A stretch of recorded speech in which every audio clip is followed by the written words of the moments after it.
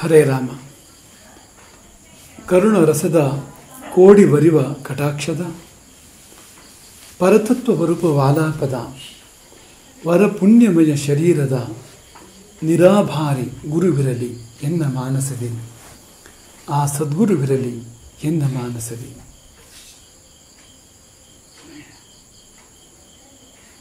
ಸ್ಖಾಲಿತ್ಯೇ ಶಾಸಿತಾರಂ, ತಪ್ಪ ತಿದ್ದುವವನು ಗುರು. ಒಂದು ಕಥೆ ನೆನಪಾಗ್ತದೆ. ಕುಖ್ಯಾತ ದರೋಡೆಕೋರ, ಆತನನ್ನು ಬಂಧಿಸಲಾಗಿತ್ತು, ಆತನಿಗೆ ಗಲ್ಲು ಶಿಕ್ಷೆಯನ್ನು ಕೂಡ ವಿಧಿಸಲಾಗಿತ್ತು. ಆತ ಮಾಡಿದ ದರೋಡೆಗಳಿಗೆ ಲೆಕ್ಕವಿಲ್ಲ. ಲೂಟಿ ಮಾಡುವಾಗ, ಜನರ ಸಂಪತ್ತನ್ನು ಲೂಟಿ ಮಾಡುವಾಗ ಮಾಡಿದ ಹಿಂಸೆಗೆ, ಹತ್ಯೆಗಳಿಗೆ ಲೆಕ್ಕವೇ ಇಲ್ಲ.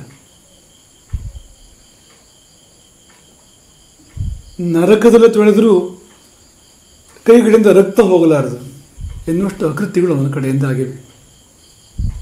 ಅಂಥ ಒಬ್ಬ ಕುಖ್ಯಾತ ದರೋಡೆಕೋರನಿಗೆ ಗಲ್ಲು ಶಿಕ್ಷೆ ವಿಧಿಸಲಾಗಿತ್ತು. ಕೊನೆಯ ಅಪೇಕ್ಷೆ ಏನು ಎಂಬುದಾಗಿ ಆತನನ್ನು ಕೇಳಿದಾಗ ಬಂದ ಉತ್ತರ, ಹೆತ್ತ ತಾಯಿಯನ್ನು ಒಮ್ಮೆ ನೋಡಬೇಕು. ಸಹಜ ತಾನೆ, ಸಾಯುವ ಮೊದಲು ಜನ್ಮ ಕೊಟ್ಟವಳನ್ನು ಒಮ್ಮೆ ನೋಡಬೇಕು ಅಂತ ಅಪೇಕ್ಷೆ ಪಟ್ಟರೆ ಅದು ತುಂಬ ಸಹಜ ಅಂತಲೇ ಯಾರಿಗಾರು ಅನ್ನಿಸ್ಬೇಕು. ಜೈಲಿನ ಅಧಿಕಾರಿಗಳು ತಾಯಿಯನ್ನು ಕರೆಸ್ತಾರೆ. ತಾಯಿಯೂ ಕೂಡ ಸಂಭ್ರಮದಲ್ಲೇ ಬರ್ತಾಳೆ. ಯಾಕೆಂದರೆ ಕೊನೆಯ ಪಕ್ಷ ತನ್ನನ್ನು ನೋಡಬೇಕು ಅಂತ ಅಪೇಕ್ಷೆ ಪಟ್ಟನಲ್ಲ, ಕೊನೆಯ ಭೇಟಿ. ಹೆತ್ತವರಿಗೆ ಹೆಗ್ಗಣ ಮುದ್ದು, ಮಗನೇ ತಾನೆ, ಪಾತಕಿ ಆದರೇನು. ಆಕೆ ಬರ್ತಾಳೆ, ಇಬ್ಬರ ಭೇಟಿಯಾಗ್ತದೆ. ಅಧಿಕಾರಿಗಳ ನಿರೀಕ್ಷೆ ಈಗ ಪರಸ್ಪರ ಪ್ರೀತಿಮಯವಾದ ಮಾತುಕತೆಗಳಾಗ್ತವೆ. ಇಬ್ಬರು ಒಬ್ಬನೊಬ್ಬರು ಪ್ರೀತಿಯಿಂದ ಮಾತಾಡ್ಕೊಳ್ತಾರೆ, ಪ್ರೀತಿ ವಿನಿಮಯ ಆಗ್ತದೆ ಅಂತ ಇದ್ದರೆ ಆಗಿದ್ದು ಬೇರೆ.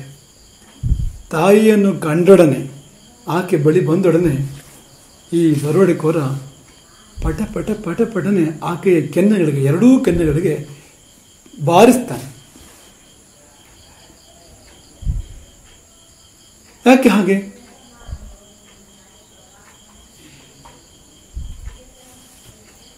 ಕಾರಣ ಇಷ್ಟೆ. ಚಿಕ್ಕ ವಯಸ್ಸಿನಲ್ಲಿ ಶಾಲೆಗೆ ಹೋಗುವಾಗ ಈ ದರೋಡೆಕೋರ ಪೆನ್ಸಿಲ್ ಕದ್ಕೊಂಡು ಬರ್ತಾ ಇದ್ದಂತೆ. ಪೆನ್ನು ಕದ್ಕೊಂಡು ಬರೋದು, ಪೆನ್ಸಿಲ್. ಯಾಕೆಂದರೆ ಬೆಳವು ಸಿರಿ ಮೊಳಕೆಯಲ್ಲಿ ಚಿಕ್ಕ ವಯಸ್ಸಿಂದ ಆರಂಭ ಆಗಬೇಕು ಇಂಥದ್ದು. ಅದು ಮೊಳಕೆಯಲ್ಲೇ ಆರಂಭ ಆಗಿತ್ತು. ಶಾಲೆಗೆ ಹೋಗುವಾಗಲೇ ಕಳ್ಳತನದ ಪ್ರವೃತ್ತಿ ಅವನಿಗಿತ್ತು. ಚಿಕ್ಕ ಚಿಕ್ಕ ವಸ್ತುಗಳನ್ನು ಕದ್ಕೊಂಡ್ಬರ್ತಾ ಇದ್ದ. ನಾವಾಗಲೇ ಹೇಳಿದ ಹಾಗೆ ಪೆನ್ನಿನಂಥ, ಪೆನ್ಸಿಲ್ನಂಥ ವಸ್ತುಗಳನ್ನು ಕದ್ಕೊಂಡು ಬರ್ತಾ ಇದ್ದ. ಅಮ್ಮ ಬೇಡ ಅಂತ ಹೇಳಲಿಲ್ಲ, ಬೈಲಿಲ್ಲ, ದಂಡಿಸಲು ಇಲ್ಲ. ಒಂದು ಮಟ್ಟಿಗೆ ಪ್ರೋತ್ಸಾಹಿಸೋದಾಗಿ ಆಯ್ತದು.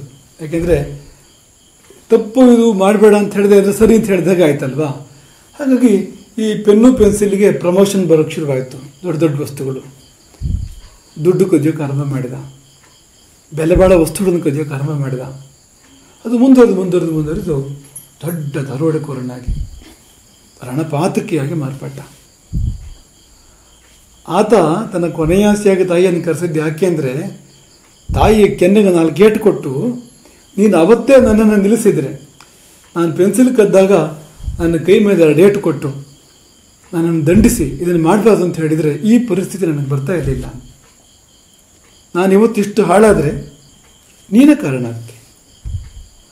ತಾಯಿಯ ಕೆನ್ನೆಗೆ ಹೊಡಿಬೇಕು ಅಂತಲ್ಲ, ಅದು ಸರಿ ಅಂತಲ್ಲ, ಅದು ಸರಿ ಅಲ್ಲವೇ ಅಲ್ಲ, ಅದು ಬೇರೆ ಮಾತು. ಆದರೆ ಹಿ ಹ್ಯಾಸ್ ಎ ಪಾಯಿಂಟ್ ಅಂತ. ಆತನ ಅಂಬಾಣ ಸರಿ ಇದೆ ಅಂತ.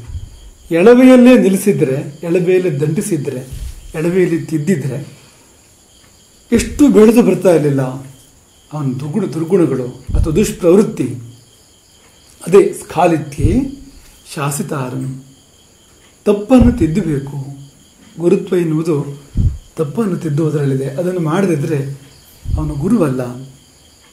ಗುರುವಾದವನಿಗೆ ದಿವ್ಯ ದೃಷ್ಟಿ ಇರಬೇಕಂತೆ. ದಿವ್ಯ ದೃಷ್ಟಿ ಅಂದ್ರೇನು? ಗುರುವಾದವನು ಶಿಷ್ಯನ ದಿವ್ಯತೆಯನ್ನು ಕಾಣಬೇಕು, ದೋಷದೃಷ್ಟಿಯಾಗಿರ್ಬೇಕು. ಅವನು ದೋಷಗಳನ್ನು ಕಾಣಬೇಕು. ದಿವ್ಯ ದೃಷ್ಟಿ, ದೋಷ ದೃಷ್ಟಿ. ದೃಷ್ಟಿಯಲ್ಲಿ ದೋಷ ಇದೆ ಅಂತ ಅರ್ಥ ಅಲ್ಲ. ಅದಕ್ಕೆ ದಿವ್ಯತೆಯನ್ನು ಕಾಣುವ ದೃಷ್ಟಿ, ದೋಷಗಳನ್ನು ಕಾಣುವ ದೃಷ್ಟಿ, ಎರಡೂ ಬಗೆಯ ದೃಷ್ಟಿಗಳು ಬೇಕು. ದಿವ್ಯತೆಯನ್ನು ಕಂಡಾಗ ಅದನ್ನು ಉಳಿಸ್ಬೇಕು, ಬೆಳೆಸಬೇಕು, ದೋಷಗಳನ್ನು ಅಳಿಸ್ಬೇಕು. ಹೀಗೆ ತಾನೇ ಒಂದು ಪರಿಪೂರ್ಣ ವ್ಯಕ್ತಿತ್ವದ ನಿರ್ಮಾಣ ಆಗುವಂಥದ್ದು. ಹಾಗಾಗಿ ಮಗುವಿನ ಒಳಗಿನ ಸದ್ಗುಣಗಳು,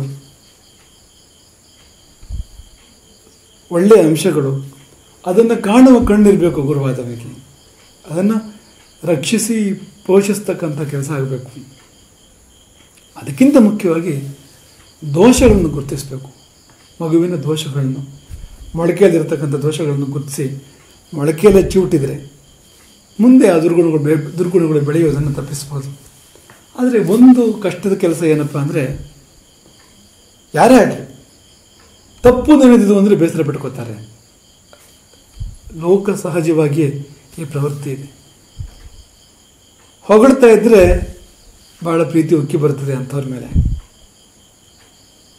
ಆದರೆ ತಪ್ಪು ನಿನ್ನದು, ದೋಷ ನಿನ್ನದು ಇದು ಎಂಬುದಾಗಿ ಎತ್ತಿ ಹೇಳಿದರೆ ಹಾಗೆ ಹೇಳಿದವರು ಕೆಟ್ಟವರಾಗ್ತಾರೆ. ಅವ್ರ ಮೇಲೆ ಬೇಸರ ಆಗ್ತದೆ ನಮಗೆ. ವಾಸ್ತವವಾಗಿ ಅದೇ ಬೇಕು. ಈಗ ನಮ್ಮಲ್ಲಿರುವ ಗುಣವನ್ನು ಎತ್ತಿ ಹೇಳಿ ನಮ್ಗೆ ಆಗೋ ಲಾಭ ಏನು? ದೋಷವನ್ನು ಹೇಳಿದ್ರೆ ತಿದ್ದುಕೊಳ್ಬೋದು. ನಾವು ಮೊದಲೇ ಉದಾಹರಣೆ ಕೊಟ್ಟ ಹಾಗೆ ವೈದ್ಯ ಪರಿಶೀಲನೆ ಮಾಡಿ, ತಪಾಸಣೆ ಮಾಡಿ, ಏನು ಕಾಯಿಲೆ ಇದೆ, ಶರೀರದ ಯಾವ ಭಾಗದಲ್ಲಿ ಏನು ದೋಷ ಇದೆ ಎಂಬುದನ್ನು ಹೇಳಿದರೆ ಚಿಕಿತ್ಸೆಗೆ ಅನುಕೂಲ ಆಗ್ತದೆ. ಇಲ್ಲದಿದ್ದರೆ ಅದು ನಾಳೆ ಬೆಳೆದು ಮಾರಿ ಆಗ್ಬೋದು, ಹೆಮ್ಮಾರಿ ಆಗ್ಬೋದು, ಜೀವನವನ್ನೇ ಬರಿ ತೆಗೆದುಕೊಳ್ಬೋದು. ಅದು ಬಿಟ್ಟು ನಾವು ವೈದ್ಯರ ಬಳಿ ಹೋಗಿ ವೈದ್ಯ ನಮ್ಮನ್ನು ಹೊಗಳಬೇಕು, ವೈದ್ಯ ನಮ್ಮನ್ನು ಸ್ತುತಿಸಬೇಕು ಅಂತ ನಿರೀಕ್ಷೆ ಮಾಡಿದರೆ ಅದರಂಥ ಮೂರ್ಖತನ ಬೇರೆ ಯಾವುದೂ ಇಲ್ಲ. ಆದರೆ ಸ್ವಭಾವ ಹೀಗಿದೆ ಜನರದ್ದು. ಹೊಗಳುವವರು ಬೇಕು, ನಿಂದಕರು ಬೇಡ. ಅಥವಾ ನಿಂದೆ ಅಂದರೆ ಏನು? ದೋಷೋದ್ಘಾಟನ, ದೋಷವನ್ನು ಎತ್ತಿ ಹೇಳ್ತಕ್ಕಂಥದ್ದು, ಅದು ಯಾರು ಮಾಡಬಾರದು ಎಂಬ ಒಂದು ಮನುಷ್ಯನ ಸ್ವಭಾವದಿಂದಲಾಗಿಯೇ ತಿದ್ದುಕೊಳ್ಳೋಕ್ಕಾಗ್ತಾ ಇಲ್ಲ ಅವನಿಗೆ. ಈ ಮೊದಲೇ ನಾವು ಪ್ರಸ್ತಾಪ ಮಾಡಿದ ಹಾಗೆ ಕನ್ನಡಿ ಹಾಕಬೇಕು. ಈಗ ನಾವೆಲ್ಲ ಸರಿಯೇ ಇರೋದು ಅಂತ ಆದರೆ ಕನ್ನಡಿ ಹಾಕಬೇಕು. ನಮ್ಮಷ್ಟಕ್ಕೆ ನಾವು ಬಟ್ಟೆ ಹಾಕ್ಕೊಂಡು ಕೂದಲು ಉಪಕರಣ ಮಾಡ್ಕೊಂಡು ಹೊರಟ್ಬಿಡ್ಬೋದು. ಆದರೆ ಏನಾಯಿತು, ನಾವು ಮಾಡ್ಕೊಂಡು ಅಲಂಕಾರ ಶೃಂಗಾರ ಏನಾಯಿತು, ಓರೆಕೋರೆಗಳು ಇವೆಯೇ ಇಲ್ಲವೇ ಎಂಬುದು ಗೊತ್ತಾಗಬೇಕಾದ್ರೆ ಕನ್ನಡಿ ಇರಬೇಕು. ಕನ್ನಡಿ ಮಾಡುವ ಮುಖ್ಯವಾದ ಕೆಲಸವೇ ಓರೆಕೋರೆಗಳನ್ನು ನಮಗೆ ತಿಳಿಸಿಕೊಡುವಂಥದ್ದು ಅಂತ. ನಮ್ಮ ಓರೆಕೋರೆಗಳನ್ನು ನಮಗೆ ತಿಳಿಸಿಕೊಡುವಂಥದ್ದು ಸ್ಖಾಲಿತ್ಯೆ ಶಾಸಿತಾರಂ ಎನ್ನುವ ಹಾಗಿದೆ ಕನ್ನಡಿಯ ಒಂದು ಸ್ವಭಾವ. ಈ ನಿಟ್ಟಿನಲ್ಲಿ ಭಾರವಿಯ ಕಥೆ ನಮಗೆ ನೆನಪಾಗ್ತದೆ. ಮಹಾಕವಿ ಭಾರವಿ. ಸಂಸ್ಕೃತದಲ್ಲಿ ಪಂಚ ಮಹಾಕಾವ್ಯಗಳು, ಅವುಗಳಲ್ಲಿ ಒಂದು ಕಿರಾತಾರ್ಜುನೀಯಂ. ಕಿರಾತಾರ್ಜುನೀಯಂ ಕೃತಿಯನ್ನು ರಚಿಸಿದವನು ಮಹಾಕವಿ ಭಾರವಿ. ಬಹಳ ದೊಡ್ಡ ಕವಿ. 5 ಕವಿಗಳ ಪಟ್ಟಿಯಲ್ಲಿ ಬರ್ತಕ್ಕಂಥವನು, 5 ಮಹಾಕಾವ್ಯಗಳ ಪಟ್ಟಿಯಲ್ಲಿ ಅವನ ಕೃತಿ ಬರ್ತಾ ಇದೆ ಅಂದರೆ ಆ ಮಟ್ಟದವನು.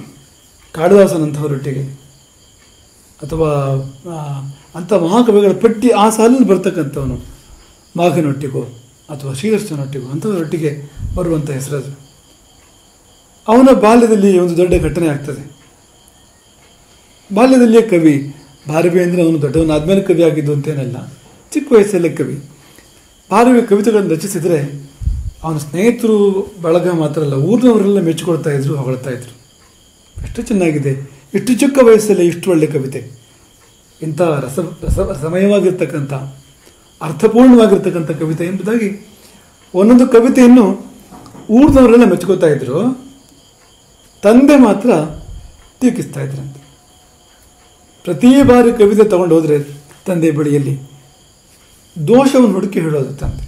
ಇದು ತಪ್ಪಿದೆ ನೋಡು, ಇದು ಸರಿ ಇಲ್ಲ ನೋಡು, ಇದು ಇನ್ನೂ ಸುಧಾರಿಸ್ಕೋಬೇಕು. 1 ಬಾರಿ 2 ಬಾರಿ ಸರಿ, ನಿತ್ಯ ಇದೇ ಕಥೆ ಆದಾಗ ಭಾರವಿಗೆ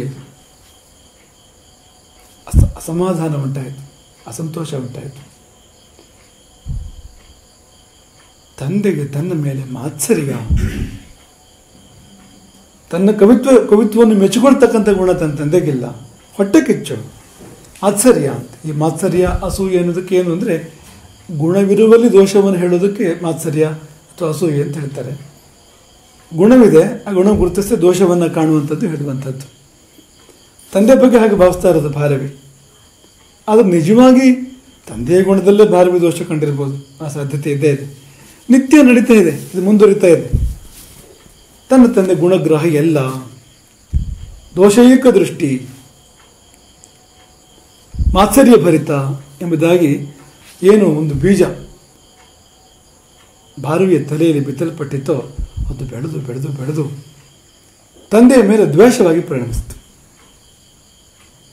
ಮಗನಿಗೆ ತಂದೆಯ ಮೇಲೆ ಭಯಂಕರ ದ್ವೇಷ ಎಲ್ಲಿಗೆ ತಲುಪಿತು ಅಂದರೆ, ಅದು ಒಂದು ರಾತ್ರಿ ತಂದೆ ತಾಯಿ ಮಲಗಿದ್ದಾರೆ.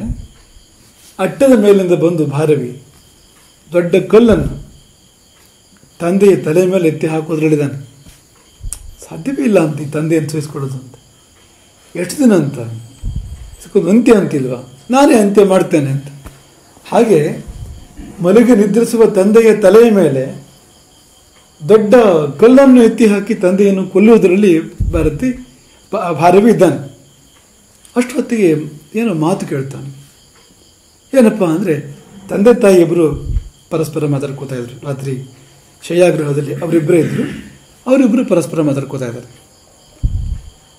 ಭಾರವಿ ತಾಯಿ ಭಾರವಿ ತಂದೆಯನ್ನು ಕೇಳ್ತಾ ಇದ್ದಾಳೆ, ಯಾಕ್ರೆ ನೀವು ಹಾಗೆ ಮಾಡ್ತೀರಿ? ಎಷ್ಟು ಒಳ್ಳೊಳ್ಳೆ ಕವಿತೆಗಳನ್ನು ಬರ್ಕೊಂಡು ಬರ್ತಾನೆ ಅವನು, ಊರಿನವರೆಲ್ಲ ಮೆಚ್ಚುತ್ತಾರೆ. ನಿಮಗೊಂದು ಮಾತ್ರ ಯಾಕೆ ಅದರ ಗುಣ ಸ್ವಾರಸ್ಯ ಕಾಣಿಸೋದಿಲ್ವೋ ಏನೋ? ಪ್ರತಿ ಸತಿ ದೋಷವನ್ನೇ ಹೇಳೋದು. ಪಾಪ ಏನಾಗಬೇಡ ಅವನಿಗೆ. ಅದಕ್ಕೆ ಭಾರವಿ ತಂದೆ ಉತ್ತರ ಕೊಟ್ಟನಂತೆ, ಅದು ಹಾಗಲ್ಲ. ಭಾರವಿ ಕವಿತೆಗಳು ಅದ್ಭುತವಾಗಿವೆ, ನಾನೂ ಬಲ್ಲೆ. ಅದು ನನಗೆ ಎಲ್ಲಿಡೋದು ಗರ್ವ ಇದೆ. ನನ್ನ ಮಗನಂಥ ಕವಿ ಈ ಪ್ರಪಂಚದಲ್ಲಿ ಬೇರೆ ಯಾರಿಲ್ಲ ಈ ಕಾಲದಲ್ಲಿ.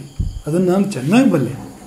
ಆದರೆ ಭಾರವಿಯನ್ನು ನಾನು ಸ್ತುತಿ ಮಾಡಿದರೆ, ಓ ಅದ್ಭುತವಾಗಿದೆ ಕವಿತೆ, ಇದರ ಮುಂದೆ ಏನು ಇಲ್ಲ ಅಂತ ಹೇಳಿದರೆ ಅಲ್ಲಿಗೆ ಅವನ ಬೆಳವಣಿಗೆ ನಿಂತು ಹೋಗ್ಬಿಡ್ತದೆ. ಎಲ್ಲರೂ ಹೊಗಳ್ತಾ ಇದ್ದಾರೆ, ನಾನು ಅದನ್ನೇ ಮಾಡಿದರೆ ಇನ್ಯಾರೂ ಬಾಕಿ ಇಲ್ಲ. ಹಾಗೆ ಅವನಿಗೆ ಆಯಿತು, ತಾನು ಪರಿಪೂರ್ಣ ಅಂತ ಅನಿಸಿದರೆ ಅವನು ಬೆಳೆಯೋದು ಹೇಗೆ? ಇನ್ನೂ ಬೆಳಿಬೇಕು. ಬಹಳಷ್ಟು ದೂರ ಬಂದಿದ್ದಾನೆ ಅವನು, ಬಹಳಷ್ಟು ಎತ್ತರಕ್ಕೆ ಏರಿದ್ದಾನೆ. ಆದರೆ ಇನ್ನೂ ಮೇಲೆ ಶಾಶ್ವತವಾಗಿ ಕಾವ್ಯಲೋಕದಲ್ಲಿ ಸ್ಥಾನ ಪಡ್ಕೊಳ್ಬೇಕು, ವಿಶ್ವದಲ್ಲೇ ಅಗ್ರಮಾನ್ಯನಾಗಬೇಕು ಅಂದರೆ ಇನ್ನಷ್ಟು ಅವನಲ್ಲಿ ವಿಕಾಸವನ್ನು ಏರ್ಪಡಬೇಕು. ಹಾಗಾಗಿ ನಾನು ಹುಡುಕುವುದು ಇನ್ನೂ ಏನು ಸುಧಾರಣೆ ಮಾಡಬಹುದು, ಇನ್ನೆಲ್ಲಿ ವ್ಯತ್ಯಾಸಗಳಿದೆ, ಅದನ್ನು ಹೇಳುವವರು ಯಾರೂ ಇಲ್ಲ, ನಾನೇ ಹೇಳಬೇಕು ಅದನ್ನು ಅಂತ. ಹಾಗಾಗಿ ನಾನು ಅದನ್ನು ಹೇಳ್ತೇನೆ.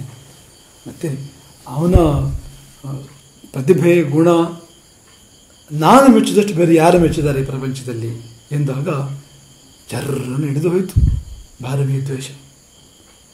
ಕಣ್ತರಿತು ಭಾರವಿದು. ಏನು ಅನ್ಕೊಂಡ್ಬಿಟ್ಟಿದ್ದೆ ನಾನು? ದೇವತೆಯಂಥ ತಂದೆಯನ್ನು ಕೊಲ್ಲಲಿಕ್ಕೆ ಹೊರಟಿದ್ನಲ್ಲ.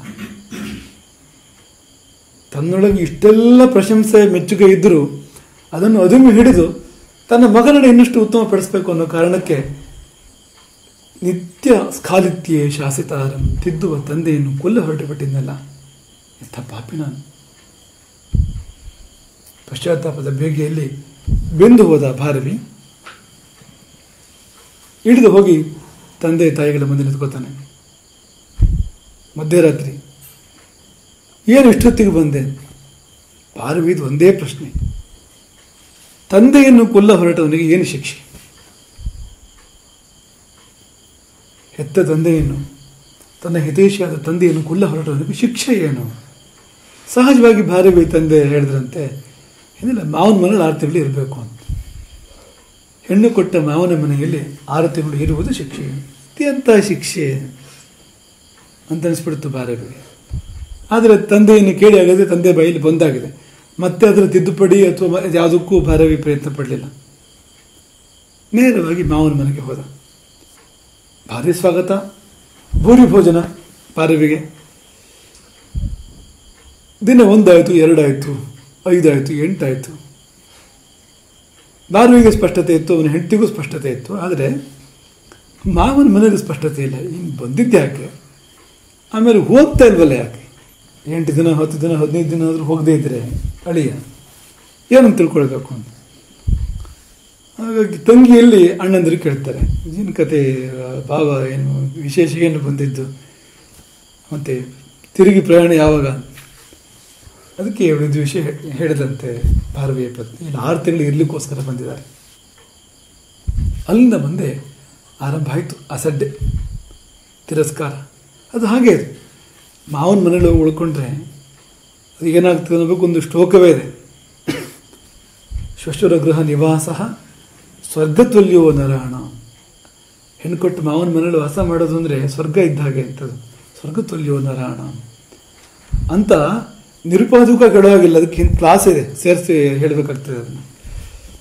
ಏನಪ್ಪ, ಯಾವಾಗ ಅದು ಮಾವನ ಮನೆ ಸ್ವರ್ಗ ಅಂದರೆ ಯದಿ ವಸತಿ ದಿನಾನಿ 3 5 ಅಥ 7, 3 ದಿನವೋ 5 ದಿನವೋ 7 ದಿನವೋ ಇರೋದಾದರೆ ಮಾವನ ಮನೆ ಸ್ವರ್ಗ. ಆ 3, 5, 7 ದಿನಗಳಲ್ಲಿ ದಧಿ ಮಧು ಘೃತ ಭಕ್ಷ್ಯ ಕ್ಷೀರ ಸಾರ ಪ್ರವಾಹ, ಹೊಳೆ ಹರಿದು ಬಿಡ್ತದೆ ಅಂತ. ಹಾಲಿನ ಹೊಳೆ, ಮೊಸರಿನ ಹೊಳೆ, ತುಪ್ಪದ ಹೊಳೆ, ಜೇನಿನ ಮಳೆ. ತದುಪರಿ ನಿವಾಸ ಹೆಚ್ಚೇತ್, ಆಮೇಲೆ ಉಳ್ಕೊಂಡ್ರೆ 7 ಹೋಗಿ 14 ಆಯಿತು, 21 ಆಯಿತು ಅಂತಾದರೆ ಶ್ಲೋಕದಲ್ಲಿ ಏನು ಹೇಳಿದ್ದಾರೆ ಅಂದರೆ ತದುಪರಿ ನಿವಾಸ ಹೆಚ್ಚೇತ್ ಪಾದರಕ್ಷಾ ಪ್ರಯೋಗ. ಅಲ್ಲಿವರೆಗೂ ಬಂದ್ಬಿಡ್ಬೋದು. ಅದು ಅವನು ಚಪ್ಪಲಿಗಿಂತ ಕಡೆ ಆಗ್ಬೋದು. ಪೆಟ್ಟು ಸಿಕ್ಕೋದು ಮಾತ್ರ ಅಲ್ಲ, ಚಪ್ಪಲಿಯಲ್ಲೇ ಪೆಟ್ಟು ಸಿಗ್ಬೋದು ಅಂತ. ಹಾಗಾಗಿ ಮಾವನ ಮನೆ ವಾಸ ಅನ್ನೋದು ಭಾಳ ಕಷ್ಟ ಅಂತ. ಮೊದಲು ಹಾಕು ಮಣೆ, ಆಮೇಲೆ ನೂಕು ಮಣೆ, ಆಮೇಲೆ ಯಾಕೆ ಮಣೆ ಅಂತ ಹೀಗಾಗ್ತದಂತೆ. ಹಾಕು ಮಣೆ, ಮಣೆ ಹಾಕ್ತಾರೆ ಮೊದಲು, ಆಮೇಲೆ ನೂಕ್ತಾರೆ ಮಣೆ, ಕುತ್ಕೊಂಡು ಮುಂದೆ ಮಣೆ ಹಾಕಿ ಮನೆಗೆ ಅಂತ ಆರಂಭ ಆಗ್ತದೆ ಅಂತ ದಿನಗಳು ಬಂದ್ಬಿಟ್ವು. ಹಾಗಾಗಿ ಇಲ್ಲಿಗೆ ಬಂತು ಪರಿಸ್ಥಿತಿ ಅಂದರೆ ಕೆಲಸದ ಆಳಿನಂತೆ ಭಾರವಿ ಮತ್ತು ಅವನ ಪತ್ನಿಯನ್ನು ನೋಡ್ಕೊಳ್ಳಿಕ್ಕೆ ಆರಂಭ ಆಯಿತು ಮಾವನ ಮನೆಯಲ್ಲಿ. ಪಕ್ಕಾ ಕೆಲಸದ ಆಳಿನ ಹಾಗೆ. ಅಲ್ಲಿಯೂ ಕೊನೆಗೆ ಭಾರವಿಗೆ ಕೊಟ್ಟ ಕೆಲಸ ಪಶುಗಳಿಂದ ಮೇಯಿಸುವಂಥದ್ದು ಅಂತ. ಈ ಕೆಲಸ ಕೊಡಲಾಯಿತು ಭಾರವಿಗೆ. ಏನೂ ಮಾಡದೆ ಅದನ್ನೇ ಮಾತನಾಡದೆ ಅದನ್ನೇ ಮಾಡ್ಕೊಂಡು ಬಂದನಂತೆ ಭಾರವಿ. ಹೆಂಡತಿಗೆ ಭಾಳ ದುಃಖ, ಕಣ್ಣೀರು. ಎಂಥ ವಿದ್ವಾಂಸನಾದ ಮಹಾಕವಿಯಾಗಿರ್ತಕ್ಕಂಥ ಪತಿಯನ್ನು ಪಡೆದಬಿಡ್ತಾನು, ಎಂಥ ಸ್ಥಿತಿ ಬಂತಲ್ಲ. ತೊತ್ತಿನಿಗಿಂತ ಕಡೆಯಾಗಿ ನೋಡ್ಕೊಳ್ತಾ ಇದ್ದಾರಲ್ಲ ತನ್ನದೇ ತಂದೆ ಮನೆಯಲ್ಲಿ ತಾಯಿ ಮನೆಯಲ್ಲಿ ಅಂತ ಬೇಸರ ಹೇಳ್ಕೊಂಡು ಹೊತ್ತಾಗ ಭಾರವಿ ಒಂದು ಶ್ಲೋಕವನ್ನು ಬರೀತಾನೆ. ಯಾಕೆ ಹೀಗಾಯಿತು, ಇಂಥ ಸ್ಥಿತಿ ಯಾಕೆ ಬಂತು ಅನ್ನೋದಕ್ಕೆ ಒಂದು ಶ್ಲೋಕವನ್ನು ರಚನೆ ಮಾಡ್ತಾನೆ. ಶ್ಲೋಕ ಹೇಗಿದೆ: ಸಹಸಾ ವಿದಧೀತ ನ ಕ್ರಿಯಾ. ದುಡುಕಿ ಏನೂ ಮಾಡಬಾರ್ದು, ಅವಸರಿಸಿ ಏನೂ ಮಾಡಬಾರ್ದು. ಅವಿವೇಕ ಪರಮಾಪದಾಂ ಪದಂ. ಅವಿವೇಕ, ತಪ್ಪು ಸರಿಗಳ ವಿವೇಕವಿಲ್ಲದೆ ಹೆಜ್ಜೆ ಮುಂದಿಟ್ಟರೆ ಪರಮಾಪದಾಂ ಪದಂ, ಅದು ದೊಡ್ಡ ಆಪತ್ತುಗಳಿಗೆ ದಾರಿಯಾಗ್ಬೋದು. ವೃಣುತೇಹಿ ವಿಮೃಶ್ಯಕಾರಿಣಂ ಗುಣಲುಬ್ಧಾ ಸ್ವಯಮೇವ ಸಂಪದ. ವಿಮೃಶ್ಯಕಾರಿಣಂ, ಯಾರು ವಿಮರ್ಶಿಸಿ ಕೆಲಸ ಮಾಡ್ತಾನೆ, ಯಾರು ವಿವೇಚನೆ ಮಾಡಿ ಚೆನ್ನಾಗಿ ಆಲೋಚಿಸಿ ಪರಿಭಾವಿಸಿ ಹೆಜ್ಜೆಯನ್ನು ತೆಗೆದುಕೊಳ್ತಾನೋ ಅಂಥವನನ್ನು ಹುಡುಕಿಕೊಂಡು ಬರುತ್ತವೆ ಸಂಪತ್ತುಗಳು, ಶ್ರೇಯಸ್ಸುಗಳು. ಭಾರವಿ ತನ್ನ ಬಗ್ಗೆ ತಾನೇ ಬರ್ಕೊಂಡು ಪದ್ಯ ಇದು. ದುಡುಕಿ ತಾನು ತನ್ನ ತಂದೆ ತಲೆ ಮೇಲೆ ಕಲೆತ್ತಾಕೋಕೆ ಹೋಗಿದ್ದೆ. ತನಗೆ ಜನ್ಮ ಕೊಟ್ಟು ತನ್ನನ್ನು ಬೆಳೆಸ್ತಾ ಇದ್ದಂಥ ತಂದೆಯನ್ನೇ ನಾನು ಕೊಲ್ಲಲಿಕ್ಕೆ ಹೋಗಿದ್ದೆ. ಅದೇನದು? ಅದು ದುಡುಕು ಅದು. ಹಾಗಾಗಿ ಆ ದುಡುಕಿನಿಂದ ಅತಿ ದೊಡ್ಡ ಆಪತ್ತಾಗಿಬಿಡ್ತಿತ್ತು. ತಂದೆಯನ್ನು ಕೊಂದೇ ಬಿಡ್ತಿದ್ದ ಭಾರವಿ. ತಂದೆ ಸಾವು ಮತ್ತು ಇವನಿಗೆ ಮಹಾಪಾತಕ, ಮಗನಿಗೆ ಮಹಾಪಾತಕ ಎರಡೂ ಬರ್ತಾ ಇತ್ತು. ಅದಾಗಲಿಲ್ಲ ಸದ್ಯ. ಆದ್ರೆ ಇಷ್ಟಂತೂ ಆಯಿತು. ಮಾವನ ಮನೆಯಲ್ಲಿ ಬಂದು ಇಂಥ ಒಂದು ಹೀನಾಯ ಸ್ಥಿತಿಯನ್ನು ಅನುಭವಿಸ್ತಕ್ಕಂಥ ಸಂದರ್ಭ ಅಂತೂ ಬಂತಲ್ವ. ಹಾಗಾಗಿ ಅದಕ್ಕದೇ ಕಾರಣ ಎಂಬ ಅರ್ಥದಲ್ಲಿ ಆ ಶ್ಲೋಕ ಬರೆದಿದ್ದವನು. ಆ ಶ್ಲೋಕ ಪತ್ನಿಯ ಕೈಗೆ ಹೋಯಿತು. ಅಲ್ಲಿಂದ ಅವರಿವ್ರ ಕೈಗೆ ಹೋಗಿ ಎಷ್ಟು ಚೆನ್ನಾಗಿತ್ತು ಶ್ಲೋಕ ಅಂತಂದರೆ, ಚೆನ್ನಾಗಿದೆ ಅದು. ಅದು ಅರಮನೆಯನ್ನು ತಲುಪ್ತು. ಆ ಶ್ಲೋಕ ಅರಮನೆಯನ್ನು ತಲುಪ್ತು. ಭಾರವಿ ಪತ್ನಿಗೆ ಆ ಶ್ಲೋಕವನ್ನು ಕೊಡುವಾಗ ಪಾಪ ಅವಳಿಗೇನು ಇಲ್ವಲ್ಲ ಗತಿ. ಅದೇ ರೀತಿ ನಿರ್ಗತಿಗಳ ಹಾಗಾಗ್ಬಿಟ್ಟಿದ್ದಾಳೆ ಅವಳು. ಅವಳನ್ನ ಹೇಗೆ ಕೇಳೋರು ಇಲ್ಲ ಅನ್ನೋ ಪರಿಸ್ಥಿತಿ. ಏನೋ ಒಂದು 4 ಕಾಸು ಸಿಗಲಿ ಅವಳಿಗೂ ಅಂತ ಅನ್ನೋ ಭಾವವು ಅಂದರೆ ಸೇರಿಕೊಂಡಿದೆ ಅಲ್ಲಿ. ಅರಮನೆಯಲ್ಲಿ ರಾಜ ಇಲ್ಲ. ಎಷ್ಟೋ ಕಾಲದ ಹಿಂದೆ ಒಂದು ದಂಡಯಾತ್ರೆ ಕೊಟ್ಬಿಟ್ಟಿದ್ದಾನೆ, ಬಂದಿಲ್ಲ ಇನ್ನು ರಾಜ. ವರ್ಷಗಟ್ಟಲೆ ಸರಿದು ಹೋಗಿದೆ. ರಾಜನು ವಿಜಯ ಯಾತ್ರೆಗೆ ಹೋಗಿ ರಾಣಿ ಇದ್ಲು. ಹಾಗಾಗಿ ಅವಳಿಗೆ ಇದೆಲ್ಲ ಮಹತ್ವ ಅಷ್ಟು ಕಲ್ಪನೆ ಇದ್ದಿದ್ದಿಲ್ಲ. ಸ್ವಲ್ಪ ದುಡ್ಡು ಕೊಟ್ಟು ಕಳಿಸ್ಕೊಡ್ತಾಳೆ ಶ್ಲೋಕ ಬರೆದವರಿಗೆ ಅಂತೇಳಿ. ಅವಳು ಸಣ್ಣ ಪುಟ್ಟ ಖರ್ಚಿಗಾಗುವಂತೆ ಧಾರವಿ ಪತ್ನಿಗೆ. ಆ ರಾಣಿ ಏನು ಮಾಡ್ತಾಳೆ ಅಂದರೆ, ತನ್ನ ಶಯ್ಯಾಗೃಹದಲ್ಲಿ, ಆ ಶ್ಲೋಕ ಅವಳಿಗೂ ಬಹಳ ಪ್ರಭಾವ ಬೀರುತ್ತೆ, ತನ್ನ ಶಯ್ಯಾಗೃಹದಲ್ಲಿ ತಲೆಯ ಮೇಲೆ ಅದನ್ನು ಸ್ವರ್ಣಫಲಕದಲ್ಲಿ ಕೆತ್ತಿಸಿರ್ತಾಳೆ. ರತ್ನಮಯವಾದ ಅಕ್ಷರಗಳಲ್ಲಿ ಸ್ವರ್ಣಫಲಕದಲ್ಲಿ ಕೆತ್ತಿಸಿರ್ತಾಳೆ. ಸಹಸಾ ವಿದುಧೀತ ನಕ್ರಿಯಾಂ, ದುಡುಕಿ ಏನೂ ಮಾಡಬಾರ್ದು. ಅವಿವೇಕ ಪರಮ ಪದಾಂ ಪದಂ, ಅವಿವೇಕವು ಮಹದಾಪತ್ತುಗಳಿಗೆ ಕಾರಣವಾದೀತು. ವೃಣುತೇಹಿ ವಿಮೃಶ್ಯ ಕಾರಿಣಂ ಗುಣಲುಬ್ಧಾ ಸ್ವಯಮೇವ ಸಂಪದ, ಸಂಪತ್ತುಗಳಿಗೆ ಗುಣದ ಲೋಭ ಇದೆ. ಎಲ್ಲಿ ಗುಣ ಇದೆಯೋ ಅಲ್ಲಿ ಸಂಪತ್ತಿರ್ತದೆ. ಈಗ ಯಾರು ವಿಮರ್ಶೆಕಾರಿ, ವಿಮರ್ಶಿಸಿ ಕೆಲಸ ಮಾಡುವವನ ಇರ್ತಾನೋ, ಯಾರು ವಿವೇಚನೆ ಮಾಡಿ ಹೆಜ್ಜೆ ತಗೊಳ್ತಾನೋ ಯಾರು, ಅಂತಂದರೆ ಗುಣಗಳಿರ್ತವೆ, ಸಂಪತ್ತುಗಳು ತಾನೇ ಬರ್ತವೆ. ಆ ಶ್ಲೋಕ ಎಂಥದ್ದೊಂದು ದೊಡ್ಡ ಉಪಕಾರವನ್ನು ರಾಣಿಗೂ ರಾಜನಿಗೂ ರಾಜಕುಮಾರನಿಗೂ ಮತ್ತು ರಾಜ್ಯಕ್ಕೂ ಮಾಡಿತು ಅಂದರೆ, ಕೆಲವು ಕಾಲ ಕಳೆದು ದೊರೆ ದಂಡಯಾತ್ರೆಯನ್ನು ಪೂರೈಸಿ ಮರಳಿ ಬರ್ತಾನೆ.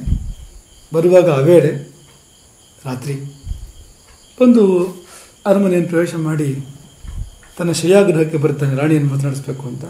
ನೋಡಿದರೆ ರಾಣಿ ಶಯ್ಯಾಗೃಹದಲ್ಲಿ ಪೌಡಿಸಿದ್ದಾಳೆ. ರಾಣಿಯ ಪಕ್ಕದಲ್ಲಿ ಒಂದು ಪರಪುರುಷನೊಬ್ಬ ಮಲ್ಕೊಂಡಿದ್ದಾನೆ. ರಾಜನಿಗೆ ರಕ್ತ ಕುದಿದೇ ಹೋಯಿತು. ಕತ್ತಿ ಕೈಗೆ ಬಂತು. ಆ ಪುರುಷನನ್ನು, ತನ್ನ ರಾಣಿಯನ್ನು ಅವನು ಕೊಂದೇ ಬಿಡಬೇಕು. ಅವನು ಕತ್ತಿ ಎತ್ತಿದ. ಆ ಕತ್ತಿಯ ಒಂದು ಹೊಳಪಿದೆಯಲ್ಲ, ಕತ್ತಿಗೊಂದು ಅದು ನಿಶಿತ ಧಾರೆ ಖಡ್ಗ, ಅದಕ್ಕೊಂದು ಹೊಳಪಿರ್ತದೆ. ಆ ಹೊಳಪಿನಲ್ಲಿ ಸ್ವರ್ಣಫಲಕ ನವರತ್ನದ ಅಕ್ಷರಗಳು ಝಗ್ಗನ್ನು ಬೆಳಗಿದವು. ದೃಷ್ಟಿ ಆ ಕಡೆ ಹೋಯಿತು. ಅಲ್ಲೇನಿತ್ತು? ದುಡುಕಿ ಏನೂ ಮಾಡಬಾರದು. ಅವಿವೇಕದಿಂದ ಏನಾದರೂ ಬೇಡದ ಕೆಲಸ ಮಾಡಿದರೆ ಅನಾಹುತಗಳೇ ಆಗ್ಬಿಡ್ತೇವೆ. ಮುಂದಕ್ಕೆ ವಿಮರ್ಶೆ ಮಾಡಿ ಮಾಡಬೇಕಾದ್ದನ್ನು. ಹೌದಲ್ವಾ ಅಂತ ಅನಿಸ್ತು. ಯಾಕೊಂದು ಮಾತು ಕೇಳಬಾರ್ದು, ಎಬ್ಬಿಸಿ ಅವಕಾಶ ಕೊಡಬೇಕಲ್ಲ, ಏನು ವಿಷಯ ಏನು ತಿಳ್ಕೊಳ್ಬೇಕಲ್ಲ. ಎಬ್ಬಿಸಿ ಕೇಳಿದಂತೆ. ರಾಣಿಗೆ ತನ್ನ ಪತಿಯನ್ನು ಕಂಡಾಗ ಅತ್ಯಾನಂದ ಆಯಿತು. ಎಷ್ಟೋ ಕಾಲದ ನಂತರ ನೋಡಿದ್ದದು. ಯಾರು ಇದು ಅಂತ ರಾಜ ಕೇಳಿದಾಗ ಆಕೆ ಹೇಳಿದಂತೆ, ನಿಮ್ಮ ಮಗ, ನೀವು ಹೊರಟಾಗ ಸಣ್ಣವನಿದ್ದ, ಎಷ್ಟು ವರ್ಷಗಳ ಸಂದಿವೆ ನೀವು ಹೋಗಿ ವಿಜಯ ಯಾತ್ರೆಗೆ ಅಂತ ಹೋಗಿ, ನಿಮಗೆ ನನ್ನ ನೆನಪು ಇಲ್ಲ, ರಾಜ್ಯದ ನೆನಪು ಇಲ್ಲ, ನನ್ನ ಮಗನ ನೆನಪು ಇಲ್ಲ.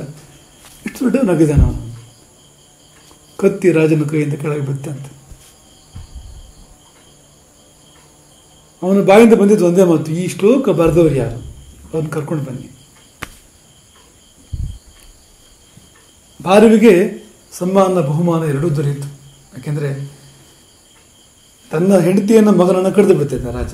ಅಲ್ಲಿಂದ ಉಳಿಸಿದ್ದು ಅವನ ಶ್ಲೋಕ ಆಗಿದ್ದರಿಂದ ಅವನಿಗೆ ಬಹುದೊಡ್ಡ ಸನ್ಮಾನ ಬಹುಮಾನಗಳು ಭಾರವಿಗೆ ದೊರೆತವು. 6 ತಿಂಗಳ ಅವಧಿ ಅಷ್ಟೊತ್ತಿಗೆ ಮುಗಿದಿತ್ತು. ಮತ್ತು ಅವನಿಗೆ ಮುಂದಿನ ಕವಿತ್ವದ ಒಂದು ಪ್ರಪಂಚ ಅನಾವರಣ ಆಯಿತು. ಪ್ರಪಂಚವನ್ನು ಗುರುತಿಸುವಂತೆ ಆಯಿತು. ಯಾಕೆಂದರೆ ಈ ದೊರೆಯ ರಾಜಾಶ್ರಯ ಸಿಕ್ತಲ್ಲ, ರಾಜಾಶ್ರಯ ಸಿಕ್ಕಿದಾಗ ಕವಿತ್ವಕ್ಕೆ ಅದು ಅತ್ಯಂತ ಭೂಷಣವಾಗಿರ್ತಕ್ಕಂಥದ್ದು. ರಾಜಾಶ್ರಯ ಸಿಕ್ಕಿದ್ದು ರಾಜ್ಯಕ್ಕೆ ಹಂಚಬಹುದು ಕವಿತೆಗಳನ್ನು ಅಂತ ಅವಕಾಶ ದೊರೀತದೆ ಅಂತ. ಹಾಗಾಗಿ ಭಾರವಿ ಈ ಹತ್ರಕ್ಕೆ ಇರಲಿಕ್ಕೆ ಅವಕಾಶ ಆಯಿತು ಅವನಿಗೆ. ಅಂದರೆ ತಂದೆ ಕೊಟ್ಟ ಶಿಕ್ಷೆಯಲ್ಲಿಯೂ ಕೂಡ ಅವನು ಪಾಪ ಕಳೆದಿದ್ದು ಮಾತ್ರ ಅಲ್ಲ, ಅವನ ಕವಿತ್ವ ಇಡೀ ಪ್ರಪಂಚಕ್ಕೆ ಅನಾವರಣ ಆಗೋದಕ್ಕೆ ಅವನಿಗೆ ದಾರಿ ಇತ್ತು. ತಂದೆ ಮಾಡಿದ ಆಶೀರ್ವಾದ. ಹಾಗೆ ಹೇಳಿದ್ರು ಕೂಡ, ಶಿಕ್ಷೆ ಅಂತ ಕೊಟ್ಟರು ಕೂಡ ಆ ಶಿಕ್ಷೆಯಲ್ಲಿ ಭಾರವಿಗೆ ಭವಿಷ್ಯ ಕಾದಿತ್ತು.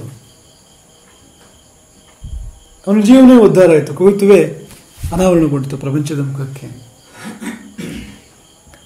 ನಮಗೆ ಬೇಕಾದ ಭಾಗ, ಪ್ರಕೃತಕ್ಕೆ ಹೊಂದುವ ಭಾಗ ಇದರಲ್ಲಿ ಆ ಸಹಸಾ ವಿದಧೀತನ ಕ್ರಿಯಾ ಮನೋಭಾಗ ಹೇಗೋ ಸರಿ.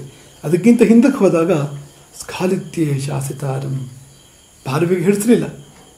ತನ್ನ ತಂದೆಯನ್ನು ನೆನಪು ಮಾಡಿಕೊಂಡೇ ಬೇಜಾರು. ಅವನ ಭೇಟಿಗೆ ಹೋಗಲಿಕ್ಕೆ ಮನಸ್ಸಿಲ್ಲ. ಒಂದು ಮನೆಯಲ್ಲಿ ಒಟ್ಟಿಗೆ ಇರಲಿಕ್ಕೆ ಇಷ್ಟ ಇಲ್ಲ.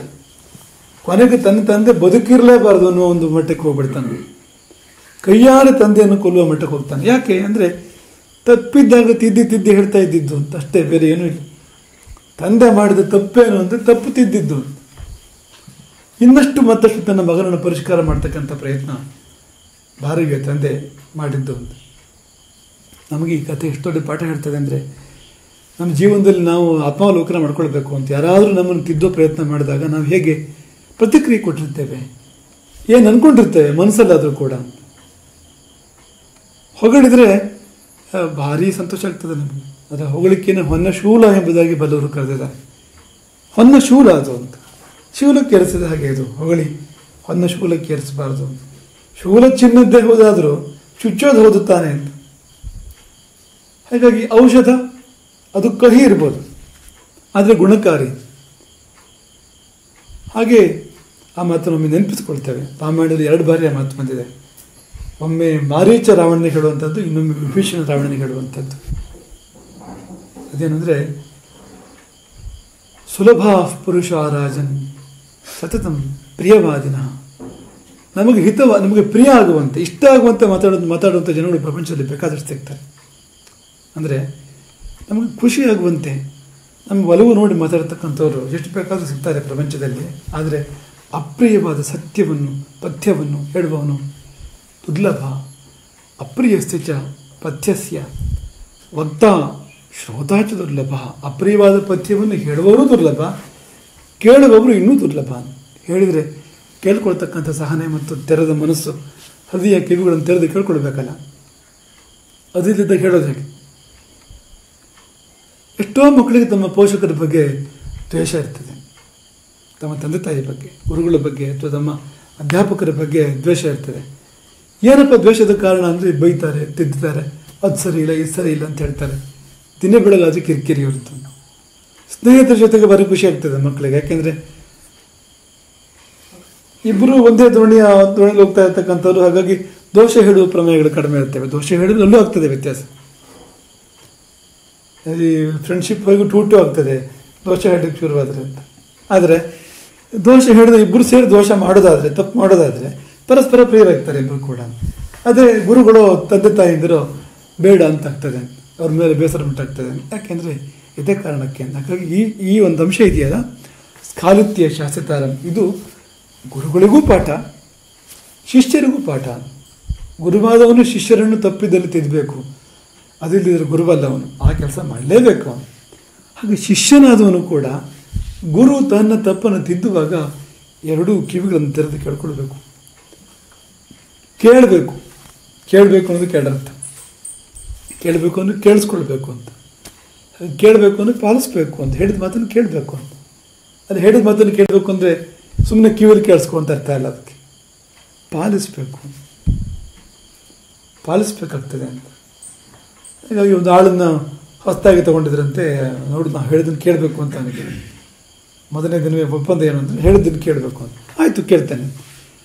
ಒಂದು ಕೆಲಸವನ್ನು ಮಾಡ್ತಿರಲಿಲ್ವಂತೆ. ಯಾಕೋ ಅಂದರೆ ನೀವು ಹೇಳಿದ್ದಷ್ಟೇ ತಾನೆ, ಹೇಳಿದ್ದನ್ನು ಕೇಳಬೇಕು, ಕೇಳ್ತಾ ಇದ್ದೀನಲ್ಲ, ಆಯಿತು ಮಾಡಬೇಕು ಅಂತೇನಿದೆ, ಕೇಳೋದು ಮಾತ್ರ ಅಂತ. ಈ ಕೇಳಬೇಕು ಅನ್ನೋ ಶಬ್ದಕ್ಕೆ ಅಷ್ಟೇ ಅರ್ಥ ಇಲ್ಲ, ಬರೀ ಕಿವಿ ಮಾತ್ರ ಕೆಲಸ ಮಾಡುವಂಥದ್ದಲ್ಲ, ಶ್ರವಣೇಂದ್ರಿಯ ಮಾತ್ರ ಕೆಲಸ ಮಾಡುವಂಥದ್ದಲ್ಲ, ಪಾಲಿಸಬೇಕು ಅಂತ. ಹಾಗಾಗಿ ಇದು ಶಿಷ್ಯನಿಗೆ ಬೇಕಾಗ್ತದೆ. ಗುರುವಾದವನು ವೈದ್ಯ, ಅವನು ವೈದ್ಯ ಹೇಗೆ ದೋಷವನ್ನು ಹುಡುಕ್ತಾನೋ ಹಾಗೆ ಗುರುವು ಕೂಡ ದೋಷವನ್ನೇ ಹುಡುಕ್ತಾನೆ. ಮಾತ್ರವಲ್ಲ, ಔಷಧ ಕೊಡ್ತಾನೆ. ಅದು ಕಹಿ ಇರ್ಬೋದು, ಇಂಜೆಕ್ಷನ್ ಕೊಡ್ಬೋದು, ಗುರುವಾದವನು ಚುಚ್ಚಬೋದು, ನೋವಾಗ್ಬೋದು, ಆಗ ಕೊಯ್ಯಬಹುದು, ಆಪರೇಷನ್ ಮಾಡ್ಬೋದು. ನಮ್ಮ ದೇಹದ್ದೇ ಒಂದು ಭಾಗ ಅಂತ ಅಂದ್ಕೊಂಡಿರುತ್ತೆ ನಾವು. ಆಪರೇಷನ್ ಮಾಡಿದಾಗ ಅದನ್ನು ಕತ್ತರಿಸಿ ಬಗೆದು ಬಿಡ್ತಾರೆ ನೋಡಿ. ಹಾಗೆ ನಮ್ಮೊಳಗೆ ನಮ್ಮ ಇಂಟಗ್ರಲ್ ಪಾರ್ಟ್, ನಮ್ಮ ಅವಿಭಾಜ್ಯ ಅಂಗ ಅಂತ ಅಂದ್ಕೊಂಡಿರ್ತಕ್ಕಂಥ ಯಾವುದೋ ಒಂದು ಅಂಶವನ್ನು ಕತ್ತರಿಸಿ ಬಿಸಾಕ್ಬೋದು ಗುರುವಾದ. ನಾವು ಒಪ್ಪಿಕೊಳ್ಬೇಕು, ನಮ್ಮನ್ನು ನಾವು ಕೊಟ್ಟುಕೊಳ್ಬೇಕು ಅಂತ. ಹಾಗಾಗಿ ಗುರು ಸ್ಖಾಲಿತ್ಯೇ ಶಾಸಿತ ಆಗಬೇಕು, ತಪ್ಪಿದ್ದಾಗ ತಿದ್ದುವನಾಗಬೇಕು. ಶಿಷ್ಯ ಅದಕ್ಕೆ ಅವಕಾಶ ಕೊಡಬೇಕು, ತನ್ನನ್ನು ತಾನು ಒಪ್ಪಿಸಿಕೊಳ್ಳಬೇಕು. ಹೀಗಿದ್ದಾಗ ಗುರು ಶಿಷ್ಯ ಸಂಬಂಧ ಪೂರ್ಣಾರ್ಥವನ್ನು ಸಾಧನೆ ಮಾಡಲಿಕ್ಕೆ ಸಾಧ್ಯ. ತಿದ್ದಿ ತೀಡಿ ಆ ಶಿಷ್ಯನನ್ನು ಚಿನ್ಮೂರ್ತಿಯಾಗಿ ಗುರು ರೂಪಿಸಲಿಕ್ಕೆ ಸಾಧ್ಯ. ಹರೇ ರಾಮ.